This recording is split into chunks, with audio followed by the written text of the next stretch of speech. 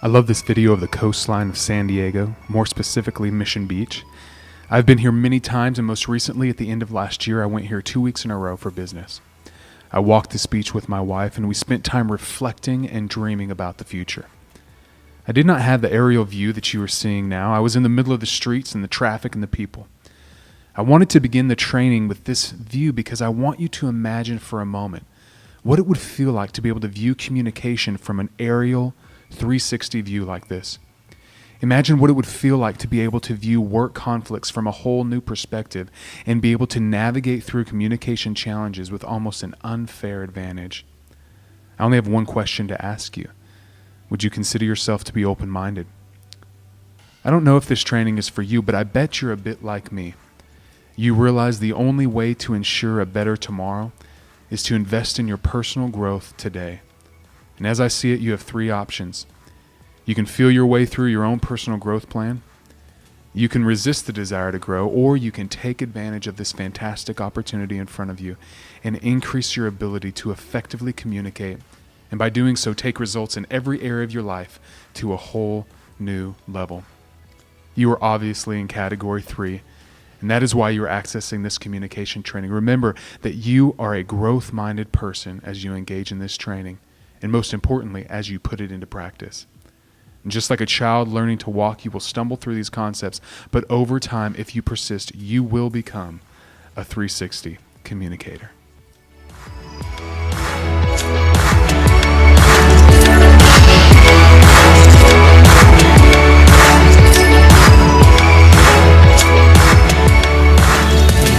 Welcome to the 360 Communicator Webinar. I'm looking forward to sharing this information with you today. Got a lot of stuff that we're going to run through. And a little bit about me before we start is I am a leadership, communications, and sales coach, speaker, and trainer. So I've got content on all three of those areas. I call those areas, they all fall under the canopy of influence. So leadership is influence, communication is influence, and sales is influence. Ultimately, you want to influence the outcome in all three of those areas. And so I'm going to share with you how you can have greater influence through your communication with those around your life, whether it is people that you are leading or people that are leading you or folks that are your peers. So we're going to look at all those today. But to get started, I want to read a quote and share this. It says this. It's by Goethe, a writer and statesman. He says, "Knowing is not enough. We must apply. Understanding is not enough. We must do." Now, I think this guy had some teenagers, like myself, where they know everything, right? and he's their dad, and he's saying, "Hey, don't do that." And they go, I know. Well, then why do you keep doing it, right? I know. And that idea that knowing is not enough.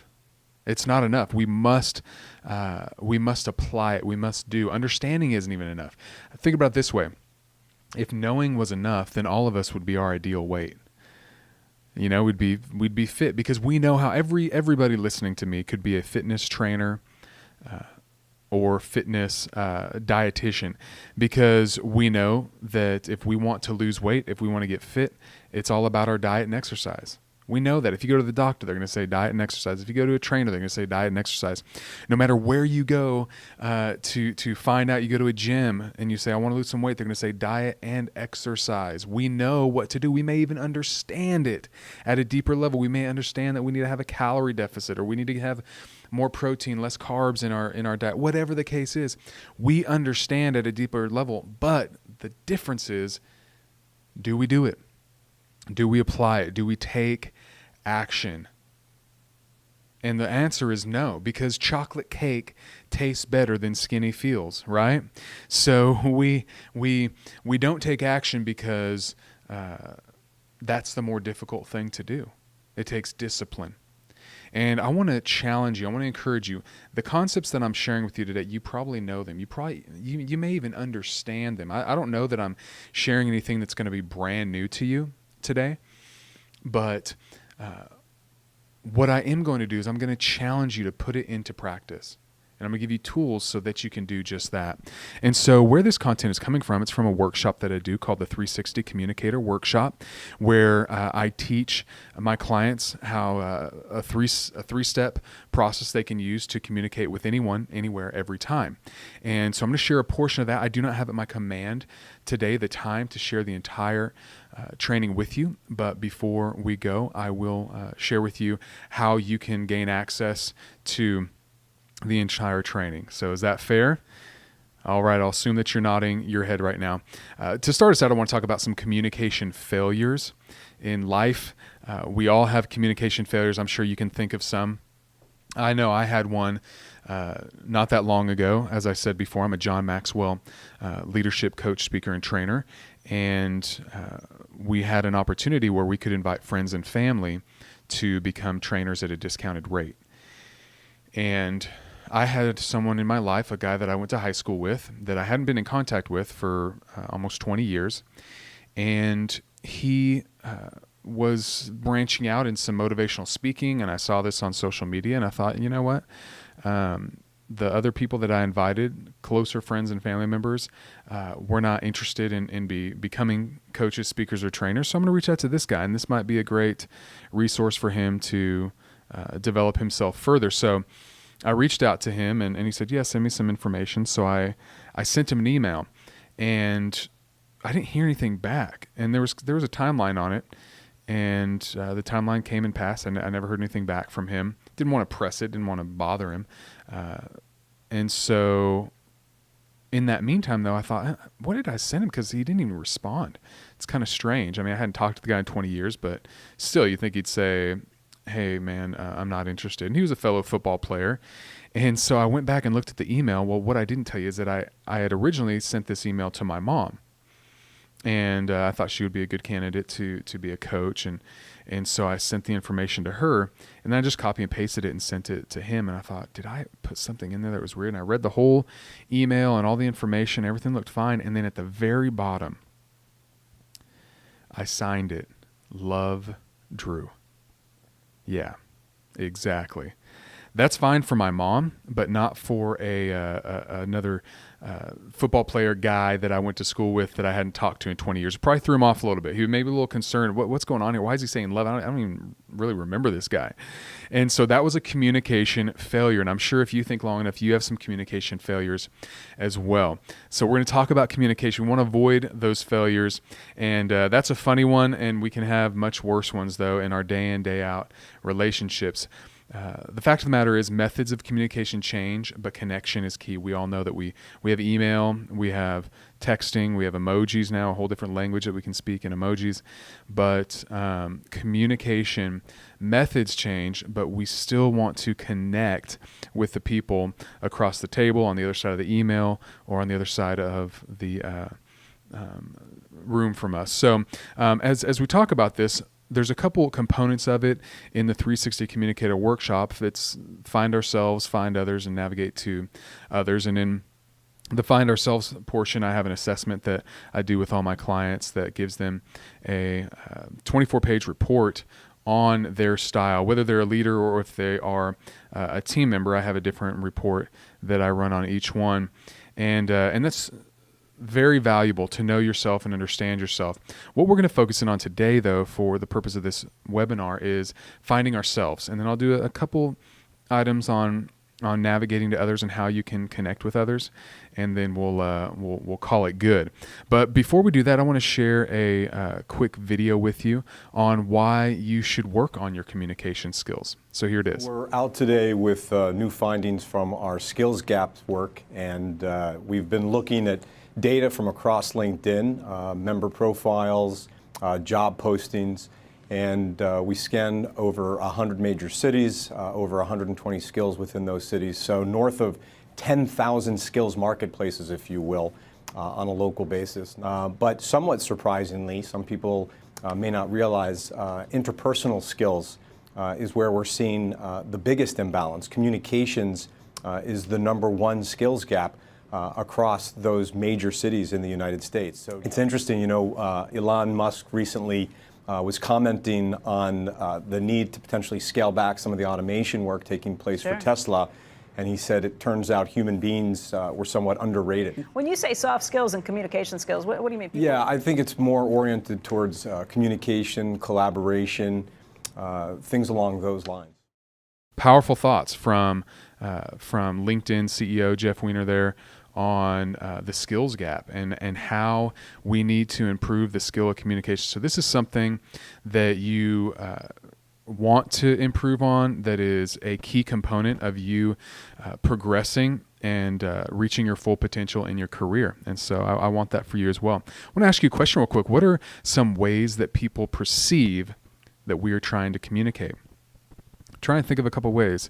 What are some ways that people perceive that we are trying to communicate? I'll give you about 10 seconds.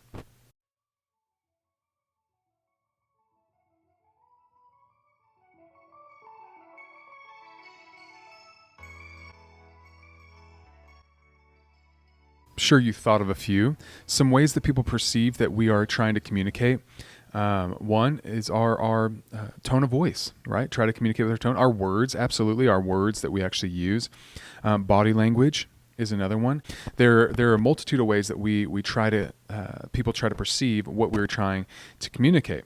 Now, for the purposes today, I want to talk about the DISC understanding of human behavior. And a brief history of DISC is in 1928, Dr. William Moulton Marston published the book Emotions of Normal People. And in 1940, Walter Clark took the theory of Dr. Marston and developed the first DISC personality profile.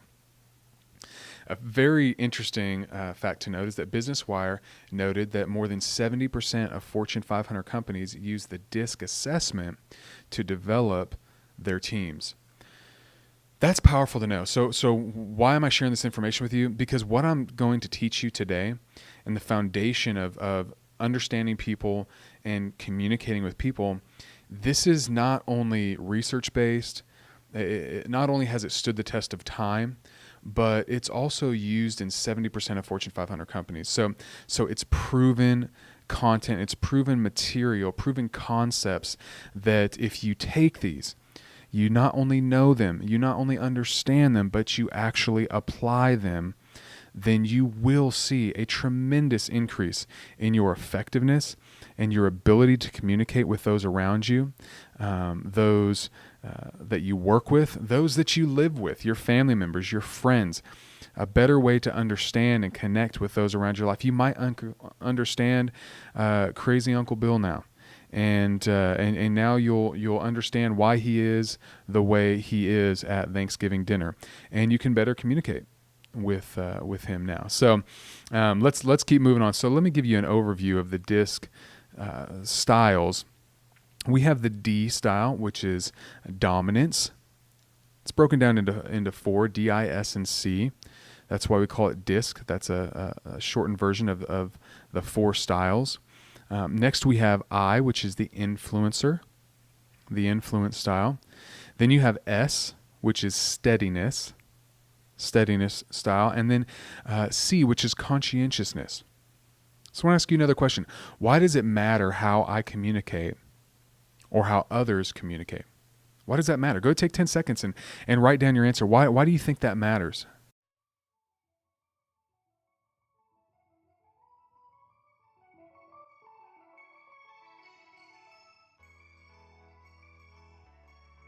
Okay, you got it? Yeah, why does it matter? Well, it matters because we want to communicate effectively. It matters how I communicate so I can understand myself and I can understand where I'm coming from. But it matters how others communicate because if I don't understand how others communicate, then I will misunderstand them, right?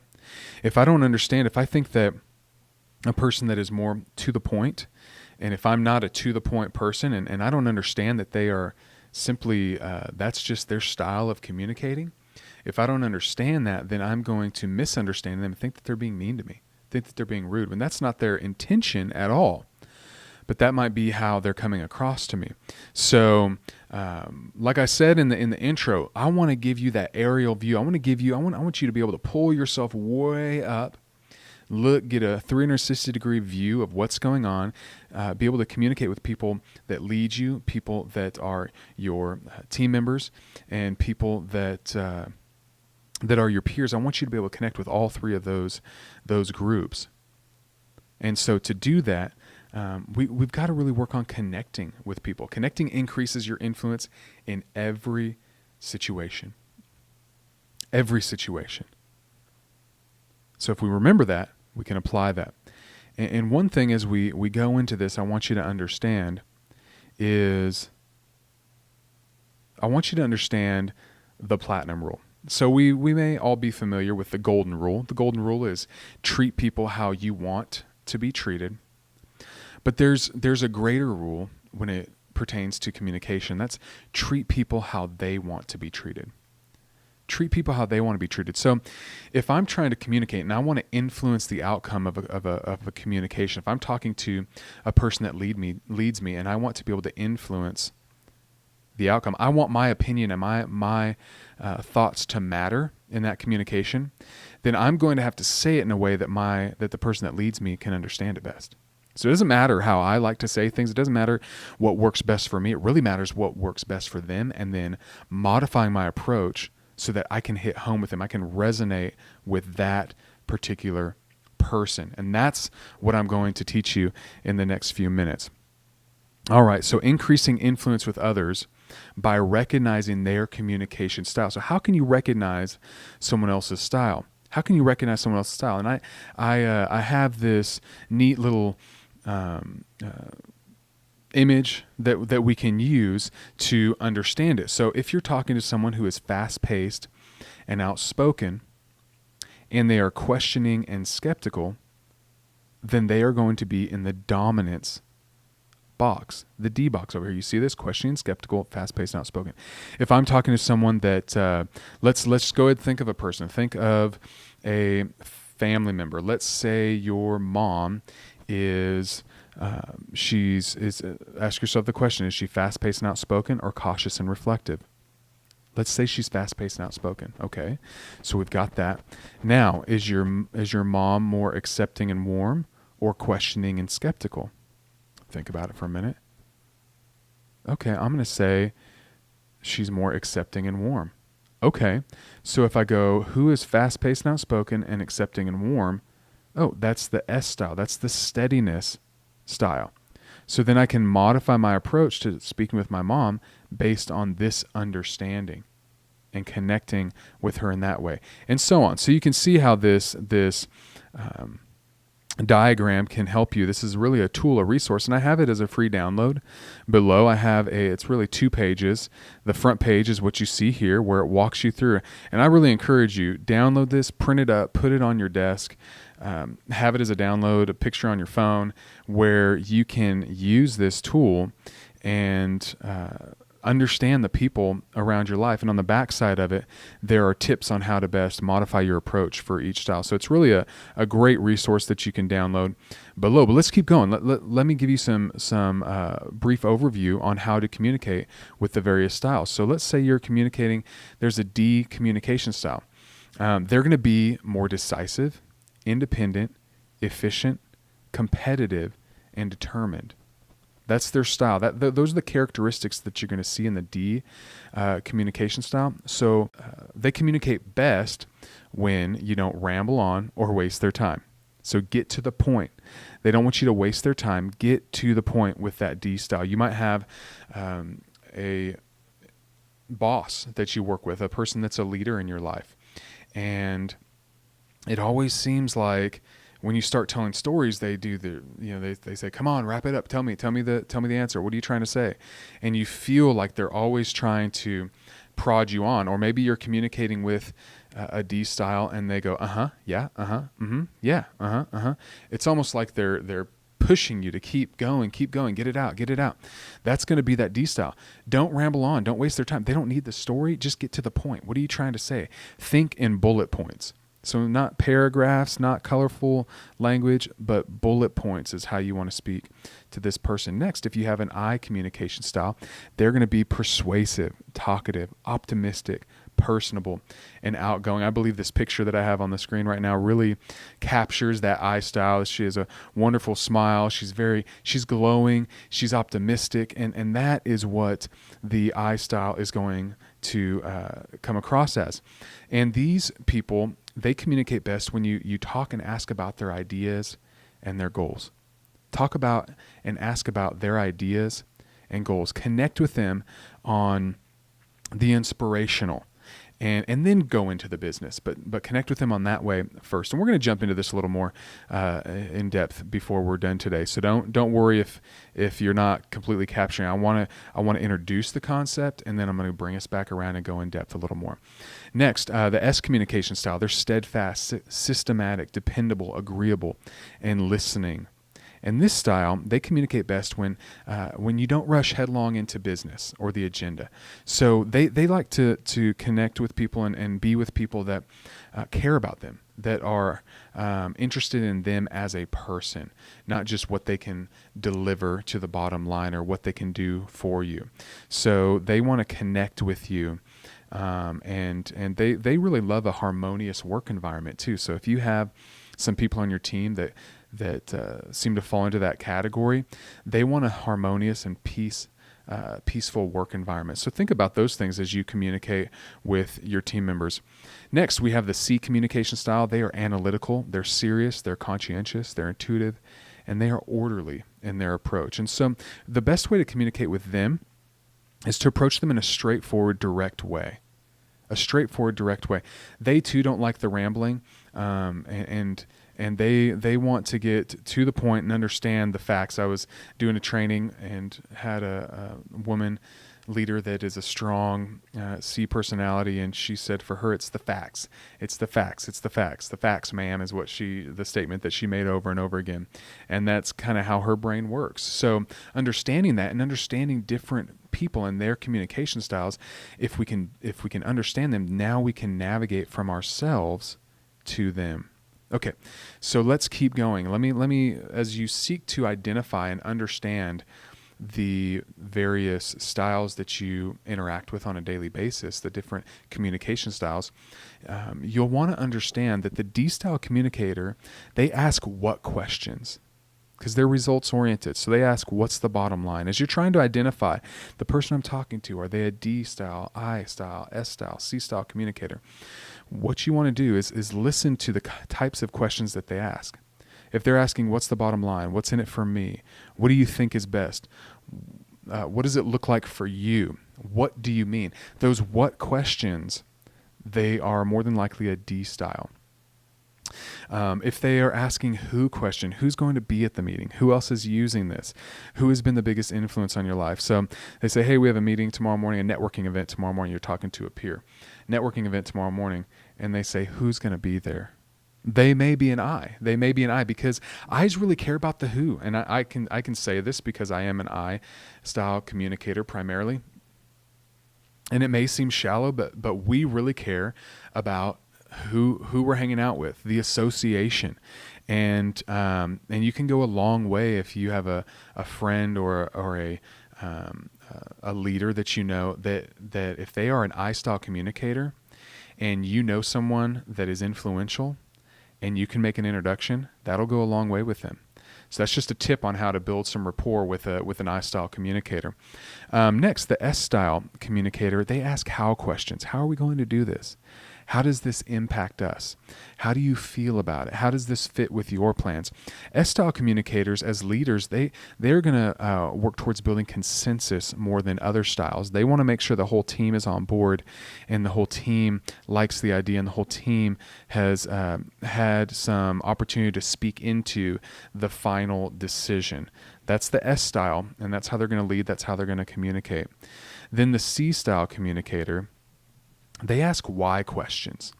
Why does it work this way? Why is that step necessary? They really want to understand the why of something. Why do you want to do that? So if you have a leader, a peer, a team member, someone on your team, and they're always asking why questions. They may be a C-style communicator, and that's one of the tells or the tips that you can see when doing that. So what I want you to do is I want you to take a few minutes and go ahead, pause the video right now, take 5 minutes, and I want you to write down the name of a family member or close friend that demonstrates each behavior style. So you've got them here. I've got them on the screen here, D, I, S, and C. And if they're fast-paced and outspoken and they're questioning and skeptical, that's going to be a D. Think of someone in your life that fits in that box. And then do the same with I, S, and C. And what we're doing right now is I want you to answer the question, what do you appreciate about that person? They're a close family member, they're a friend, for a reason, right? So what do you appreciate about them? And then how have you learned to communicate with them? What we're doing right now is I want you to build in your head an avatar, because you're going to run into different people. And if you are an S style, you're a C style, and you run into, okay, let's say you're a C style and you have to communicate with a coworker that's an I, and you get impatient with their flowery ideas and their desire to share about their weekend and what they're doing, and it frustrates and annoys you. What I want you to do is, when you have that avatar in your head of someone that you care about, that you love, that's a friend, that's a family member, then you have greater understanding for that person and greater patience and greater grace, you may say, for that person.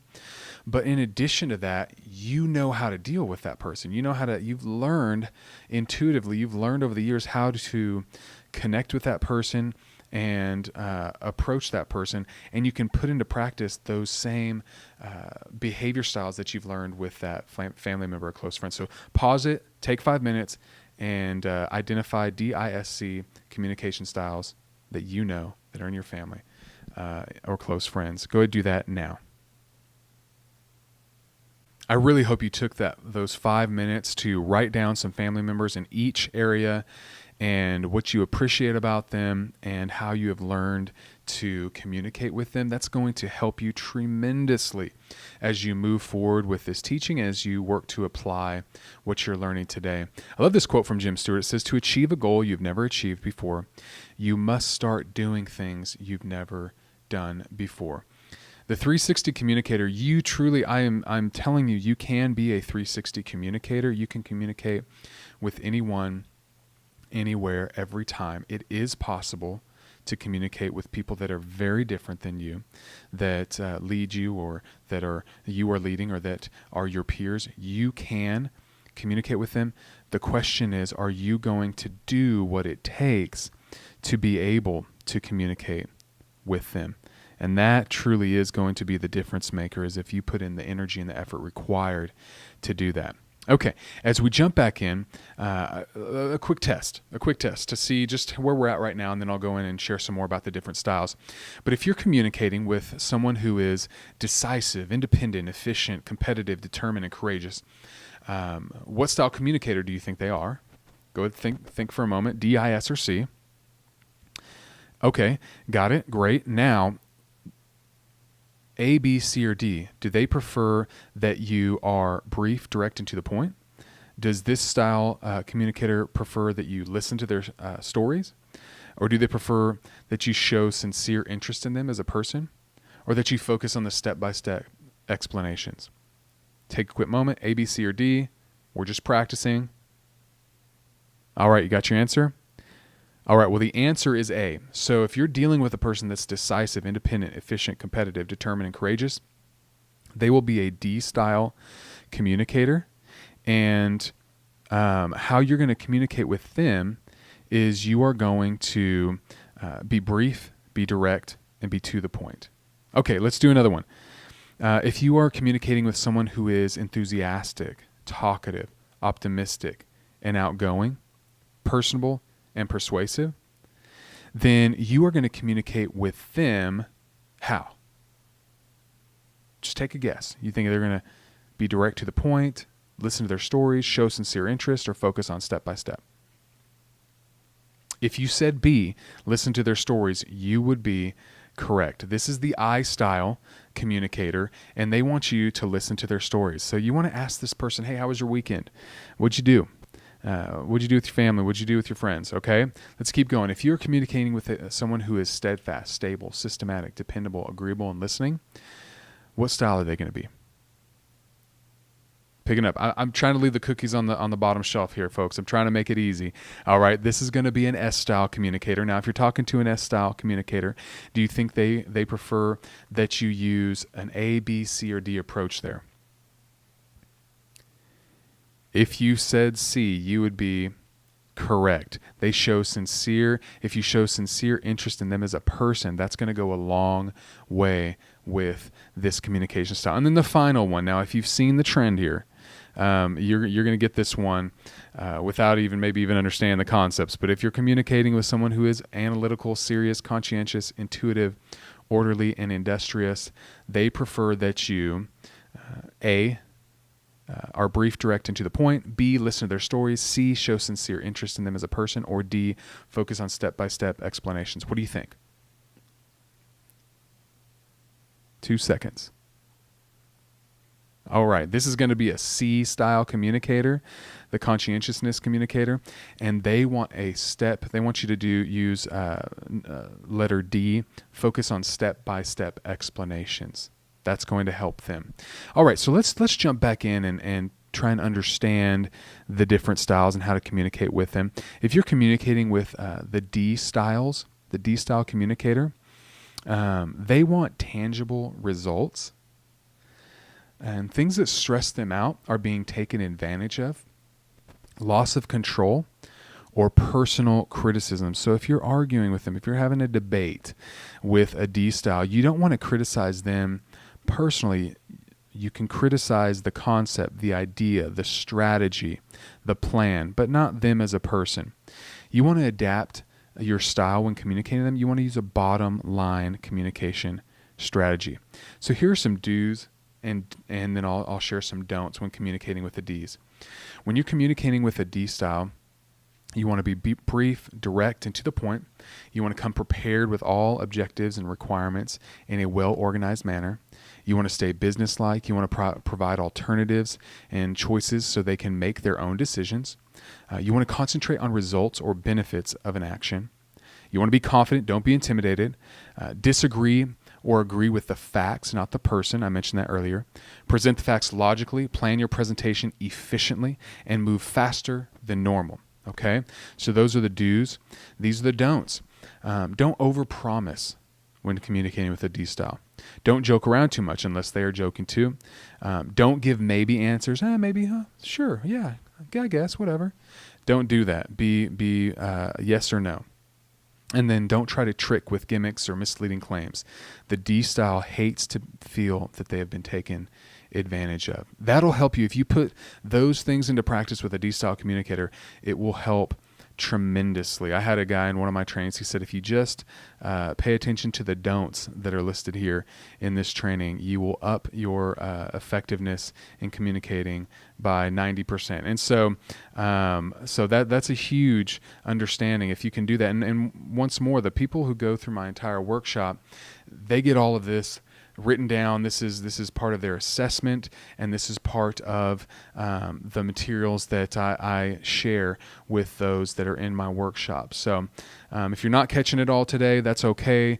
Sign up for a workshop, bring me in to work with your team, and we will make sure that you get all of these concepts and grab hold of them and are able to fully apply them. All right, communicating with the I styles. When communicating with the I style, they want an enjoyable experience. Some stressors for them are social rejection, loss of influence, or too much detail work. And what you want to do is you want to adapt your style using a conversational communication strategy. A conversational communication strategy. Here's some do's with the I style. Talk and ask about their ideas and goals. Have fun and joke if you think it's appropriate. Tell them the benefits that will make them look good. Like I said, hey, I'm an I style. I can say this. We may come across as a little shallow. Hey, it's just how we are, okay? Plan interaction, supporting their goals and ideas. Give them recognition and appreciation. You're going to want to make sure you listen to their stories. Don't leave decisions in the air. Provide ideas for implementing action. Provide real-life examples to illustrate complex concepts. So use the stories. Let them know you understand their feelings and ideas, and allow them to talk, but keep the focus. You want to keep the focus. All right, here's some don'ts. Don't give them too many details. Don't expect them to take good notes. You will need to give them the information in writing. Don't be curt, cold, or tight-lipped. They won't want to connect with you. They won't feel like there's a connection there. And then don't control the conversation. Like I said, allow them to talk. Keep the focus, but allow them time to talk. All right, let's keep moving on with the S style. Communicating with the S style. You are going to want to, they want security and practicality. Security and practicality are big when communicating to the S style. Stressors are unpredictability, loss of personal relationships, or confrontation. That's going to stress them out. You want to adapt your style using a personal communication style. Personal communication, we talked about this earlier. I care about you as a person. If you look at the do's here, you want to show sincere interest in them as a person. You see that over and over again. I'm trying to reinforce that. Be friendly, personal, and trustworthy with this style communicator. Don't force them to make a quick response. You're going to want to draw out their personal goals and objections. So you're going to have to ask for their feedback many times. If you're leading an S style, they may have tremendous feedback, but you're going to have to draw it out of them. You're going to have to ask them the questions. Give them the facts relevant to their job. Be clear with them. Provide the assurances they need. You're going to want to be yourself. S styles can be astute judges of character, so you can't fake it, right? Be yourself, because they're going to intuitively know and be able to judge your character. Ask questions and allow them to do most of the talking, and then provide follow-up. Be accountable to your words. The don'ts with the communicator, the S-style communicator. Don't be aggressive or fast-paced. Slow down your pace and humble yourself. Don't rush headlong into business. Don't be domineering or demanding.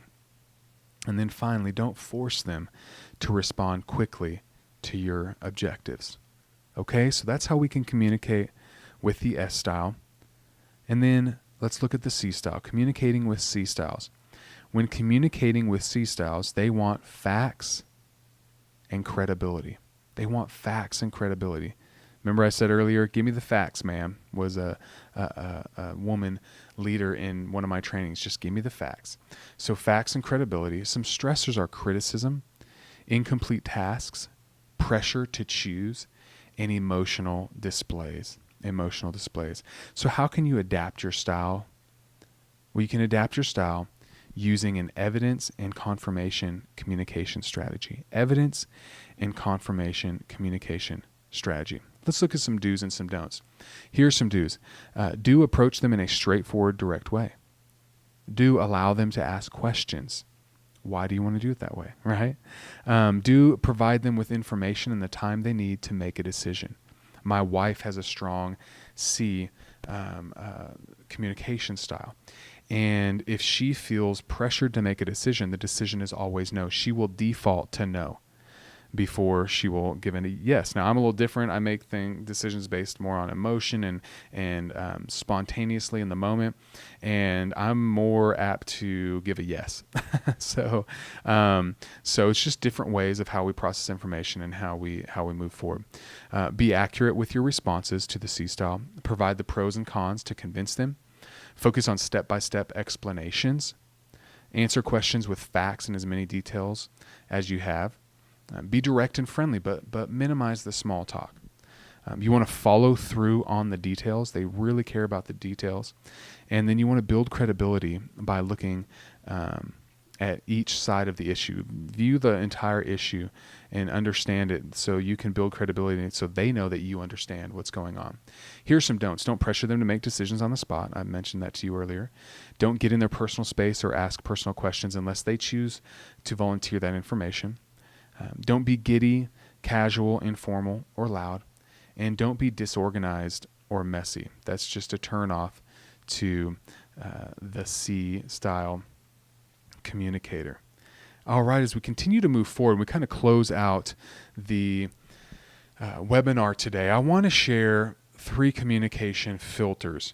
So when I talk about 360 communication, this is a component of it, is there are different ways that you can communicate with even the different styles, because throughout life, we're going to communicate basically with 3 types of people, or people that have 3 different roles or titles in our life. We're going to communicate with those that lead us. We all have a boss, right? Or someone in our life that carries influence in our life. It might be a mentor if you're an entrepreneur. And so we have different people that have influence over us. They lead us. Then we're going to have people that we lead, that we influence. And I call those people our team members. And then we have others, the other group of people are our peers in life. And they may be peers in the workplace, or they may be peers in life, a fellow parent, talking to a fellow parent that has kids, okay? They would be a peer.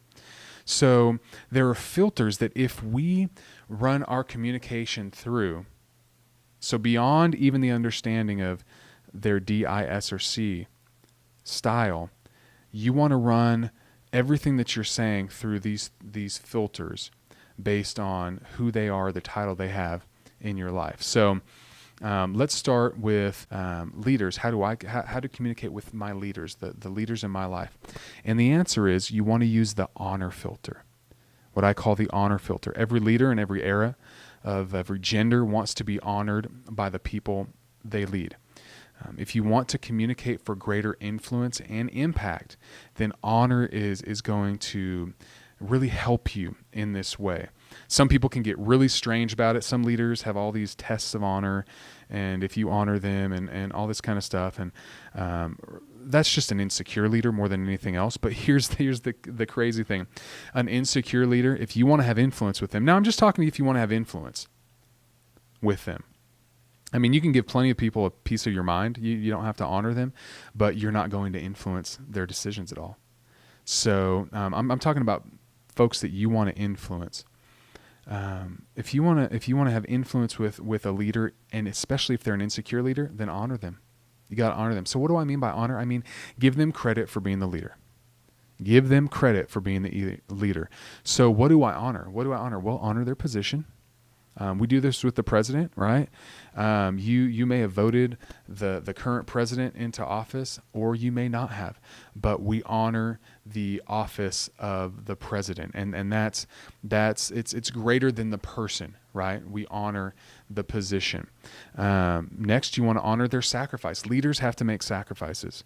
That's all there is to it. There's a greater amount of pressure. There's a greater strain on the leader. They ultimately are responsible for making the final decision. It lies on them. If the players on a team don't execute, what happens? Well, the coach gets fired. Why? Because they're the senior leader, right? They are the ones that ultimately responsibility falls on them. So if the team members didn't execute, it's the leader's fault. It's the coach's fault. So we want to honor their sacrifice. And then we want to honor them as a person, as a human being who has value. And then we want to honor them as a teammate, recognizing that we're in that they are on the team. And we're a teammate. They may be our team leader, but we are on this team together, so we honor them for that. So how do we go about honoring them? Well, you can honor them by committing to the vision, the mission, or the goal, whatever it is that they are leading you in. You can commit to that. That's one way you can honor your leader and put this communication through the filter of honor. Next, you can tell them that you honor them. Just tell them, hey, I honor you, or I honor your achievements. I honor everything that you've done to get where you're at. You can honor them by supporting them publicly and privately. And then a final way is you can ask for help or their opinion from time to time. That is a great way to show your leader that you honor them, is to say, hey, I care what you think. Would you speak into my life or into my situation? Don't do it too much. They got things they got to do, but definitely do that from time to time. Next, how do you communicate with team members, with people that are on your team? And the filter you want to use with people that are on your team is the value filter. The value filter. This will go so far if you filter all communication and have this understanding that the people that look to you and are influenced by you, or on your team, you're managing them, you're leading them, they are on your team, every single one of us, we want to feel like what we do matters. And this is never truer than in the leader-follower, or what I like to call the leader-team member relationship. We look to our leaders just like we look to our parents when we were children. We look to our teachers when we're kids, our sports coaches. We wanted them to value us, right? We look to them for that affirmation and for that approval. Hey, we aren't all that different as adults. We still look for to receive value. It means so much more when those that lead us communicate to us that they value us, that our contributions to the team matter. So that's why I like using the term team member. I believe it reinforces the value of those on our team as opposed to the help. I mean, these are demeaning terms that don't show the true value of every single person on the team. So what are we valuing? Well, we're valuing their contribution. We need every single person on the team. Whatever you think is the lowest contribution or the lowest team member on the team, we need them all. So recognize that, understand that, and value people in that same way. What else do you value? Value their willingness to follow. That's a big deal. If you have people that are willingly on your team, thank them for that, right? We all have opinions. We all have the ability to leave and to get on another team, right? To change jobs, to change where we work, to change who we connect with, to change whatever it is that we are on a team together. We can change that. So value their willingness to follow, especially if you work in a nonprofit. Value the people that are donating their time to your cause. Next, you want to value them as a person. They have intrinsic value as a human being, and then value them as a teammate. Say, hey, you are on the team. I have a role on the team, and I have some specific things, but you have a role on the team, and you have some specific things, and we wouldn't be as good as we are if you weren't on the team. So I value you as a team member. Next, how do you value them? Well, you can value them by looking them in the eye. There's nothing more frustrating as a follower, as a person being led, as a team member on a team, is when your leader, you go to them to share information or to answer a question, and they're looking everywhere but at you. Own the moment. Listen to understand, not to respond to your people. Listen to understand where they're coming from. Tell them that you value them and give them specific reasons why. Invest in them. Hey, parents, if you got kids, all these things apply here to you too. Invest in them like a training like this. Take the time and say, hey, I know that we could all be working, but let's set aside an hour and share this training with your entire staff, your entire team. Watch it together, talk about it, apply it. Think about ways, strategize on ways that you can apply what you're learning in this webinar right now. Share this with your team. Watch it as a group. Acknowledge them publicly. Share and be specific when you do it. And then help them find their fit. A great way that you can show value is help them find their specific fit. What they're good at, their purpose, their calling, what they're good at. All right. And then finally, how do you communicate with peers? The respect filter. We've got to use respect when communicating with our peers. And the question I want to ask you is, do you have any self-respect? Do you have any self-respect? Because if you do, then you'll respect your peers, because the word peer means equal. Respect your equals. That seems silly to even say, but respect your equals.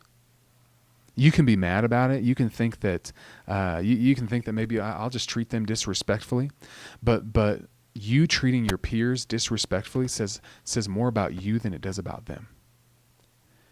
You've got to recognize that for one reason or another, your peers are in the same boat as you, and they know it and you know it. For one reason, one way or the other, they are your peer. So respect them. Respect them as a peer. Give them respect. What do you respect? Well, respect their qualifications. Hey, they have the same qualifications as you. In one way or another, they have the same qualifications. Respect them. How else? Respect their opinions. Respect what they say. Respect them as a person, that they have value as a person, as your peer, and respect them as a teammate. So how can we do this? Well, you can do this by listening to them, listen to your peers, listen to what they have to say. You can do this by putting yourself in their shoes and working to understand where they're coming from. You can congratulate them on their successes. This can be very challenging, but it's the mature thing to do. It's the respectful thing to do. Congratulate them on their successes.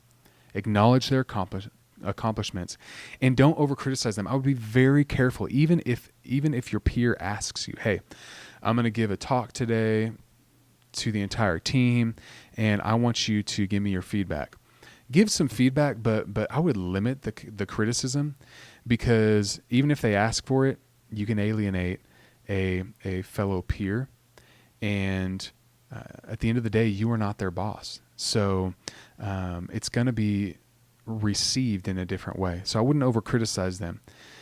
So those are the 3 filters that, if I'm telling you, if you want to be a 360 communicator, begin by taking what I share with you today. Get the download, the guide, the quick reference guide on how to communicate with the various styles, the cheat sheet on the back.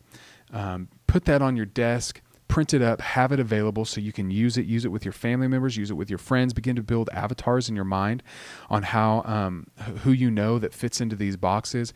Begin to use what you're learning, and then use these filters. I'm telling you, use these filters. They will be powerful. You will effectively communicate, which will increase your influence with those that you communicate with. And if you're a leader, this is for leaders only, but if you're a leader and you want to better know your team, I have an assessment tool where you can know your team, and it's going to ask you questions on there where you can really rank and rate your team, and you can understand where they rank and how you need to progress with them. So this is really a leadership tool that you can use. It's a free download below. You can click on the button and download that. And I hope you found tremendous value in this. If you did, please share it on social media. You can share the link then to this page where people can watch the training, and they too can receive value from it. Write what you appreciate about it, and I thank you for that. And if I can serve you and your team in any way, please do not hesitate to reach out and allow me the opportunity to speak with you and see if I'm a fit. If not, I'm connected with so many coaches and trainers that I know someone that would be a good fit to your industry or your organization and help you take your team to the next level. Thank you so much for your time, and I will see you on the next webinar.